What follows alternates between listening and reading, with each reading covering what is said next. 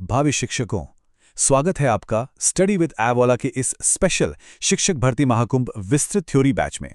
आज हम भारतीय राजव्यवस्था यानी इंडियन पॉलिटी का वो ब्रह्मास्त्र टॉपिक डिकोड करने जा रहे हैं जिससे आपकी आने वाली परीक्षाओं में प्रश्न आना 100% तय है। जी हाँ, भारतीय संविधान की अनुसूचियां। चाहे आप UP TET, super TET, C TET, REET, MP TET, CG TET या बीपीएससी टीआरई की तैयारी कर रहे हों, इस एक अकेले टॉपिक से आपके 1 से 2 नंबर बिल्कुल पक्के हो जाएंगे। अक्सर होता क्या है कि स्टूडेंट्स अनुसूचियों के नंबर और उनके विषयों में बुरी तरह कंफ्यूज हो जाते हैं, जैसे कि 5वीं और 6ठी अनुसूची में क्या अंतर है। इसी समस्या को जड़ से खत्म करने के लिए आज की इस क्लास को मैंने बिल्कुल एक स्मार्ट नोटबुक की तरह डिजाइन किया है, जिसमें एआई बैग्ड मेमोरी ट्रिक्स और विजुअल क्यूज शामिल हैं। आज का हमारा सफर बहुत ही दिलचस्प होने वाला है। हम अनुसूचियों के एकदम बेसिक फाउंडेशन से शुरू करेंगे, फिर एक ऐसी जादुई ट्रिक सीखेंगे जो सब कुछ आसान कर देगी। उसके बाद मूल अनुसूचियों का विश्लेषण करेंगे, बाद में जोड़े गए बदलावों को समझेंगे और आखिर में करेंगे अपनी सॉलिड एग्जाम प्रैक्टिस। तो चलिए बिना देरी किए अपनी इस स्मार्ट नोटबुक के पहले पन्ने पर चलते हैं और अनुसूचियों का आधार समझते हैं। जरा इन 2 किताबों की तुलना कीजिए। जब 1949 में हमारा मूल संविधान बनकर तैयार हुआ था, तब उसमें केवल 8 अनुसूचियां थीं। लेकिन अगर आज के वर्तमान संविधान को देखें तो उसमें कुल 12 अनुसूचियां हैं। इसका सीधा सा मतलब यह है कि 9वीं, 10वीं, 11वीं और 12वीं अनुसूची को बाद में संविधान संशोधनों के जरिए हमारे सिस्टम में जोड़ा गया। अब हम उस सबसे बड़ी परेशानी का समाधान करने वाले हैं जो हर कैंडिडेट फेस करता है। इनका सही क्रम याद रखना। अपनी नोटबुक के बिल्कुल टॉप पर बड़े बड़े अक्षरों में इस एक लाइन को लिख लीजिए, टीयर्स ऑफ ओल्ड पीएम। बस ये वो मास्टर एआई ट्रिक है जिससे आपको 1 से 12 तक की सभी अनुसूचियां एकदम क्रोनोलॉजिकल ऑर्डर में याद हो जाएंगी। ये 12 अक्षर हमारे संविधान की 12 अनुसूचियों पर बिल्कुल सटीक बैठते हैं। चलिए अब इस ट्रिक को डिकोड करते हैं और देखते हैं कि ये कैसे काम करती है। शुरुआत करते हैं मूल अनुसूचियों से।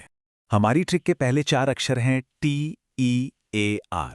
सबसे पहले टी से आता है टेरिटरीज, यानी हमारे 28 राज्य और 8 केंद्र शासित प्रदेश। क्योंकि जाहिर है देश सबसे पहले आता है, राज्य बन गया तो अब काम करने वालों को पैसा चाहिए, राइट। तो ई से आता है इमोल्यूमेंट्स, यानी वेतन और भत्ते। सैलरी तय हो गई तो अब काम शुरू करने से पहले शपथ लेनी होगी।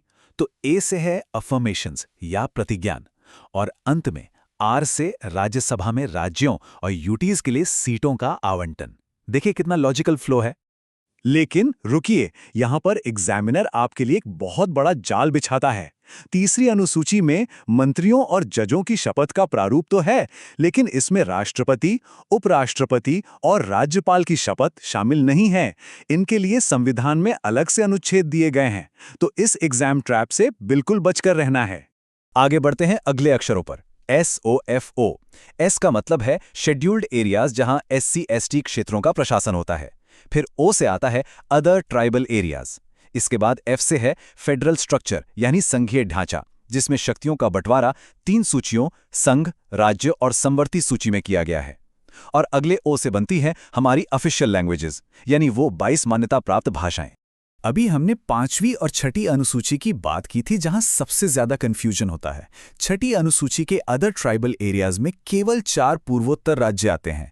इसे याद रखने की एआई ट्रिक है AMTM, यानी असम, मेघालय, त्रिपुरा और मिजोरम। एग्जाम में अक्सर ऑप्शन में मणिपुर दिया जाता है। याद रखिएगा, मणिपुर इसमें शामिल नहीं है। यही वो ट्रैप है जहां अच्छे कैंडिडेट्स मात खा जाते हैं। और 8वीं अनुसूची की भाषाओं को याद करना भी अब कोई मुश्किल काम नहीं है। 71वें संशोधन से जुड़ी भाषाओं के लिए बस नमक यानी NMK याद रखिए, नेपाली, मणिपुरी और कोंकणी।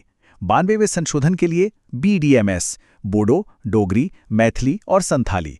बस इतने से आपके भाषा संशोधन के सवाल एकदम सही हो जाएंगे। तो ये तो बात हो गई उन 8 अनुसूचियों की जो मूल संविधान में थी। अब हम देखते हैं कि बाद में कौन सी नई अनुसूचियां इसमें जुड़ी। इस टाइमलाइन पर गौर कीजिए। संविधान लागू होने के सिर्फ 1 साल बाद 1951 में पहला संशोधन हुआ और 9वीं अनुसूची जुड़ गई। फिर 1985 के 52वें संशोधन से 10वीं और 1992 के 73वें और 74वें संशोधन से क्रमशः 11वीं और 12वीं अनुसूचियां हमारे लोकतांत्रिक ढांचे का हिस्सा बनी। हमारी tears of old PM trick के आखिरी 4 अक्षर LDPM इन्हें बिल्कुल परफेक्टली कवर करते हैं। एल से है लैंड रिफॉर्म्स यानी भूमि सुधार और जमींदारी उन्मूलन, डी से डिफेक्शन यानी दल बदल विरोधी कानून ताकि नेता बार बार पार्टी ना बदलें, पी से पंचायत और एम से म्युनिसिपैलिटीज यानी नगरपालिकाएं। हो गई ना पूरी 12 अनुसूचियां आपकी उंगलियों पर। थियोरी और ट्रिक्स हमने बहुत अच्छे से डिकोड कर लिए हैं। अब वक्त है ये देखने का कि एग्जाम में सवाल कैसे आते हैं। चलिए प्रैक्टिस करते हैं। आपके सामने पहला प्रश्न है, भारतीय संविधान की 6ठी अनुसूची में इनमें से किस राज्य के जनजातीय क्षेत्रों का उल्लेख नहीं है? ऑप्शन हैं असम, मेघालय, मणिपुर या मिजोरम। जरा अपनी एएमटीएम ट्रिक को दिमाग में लाइए।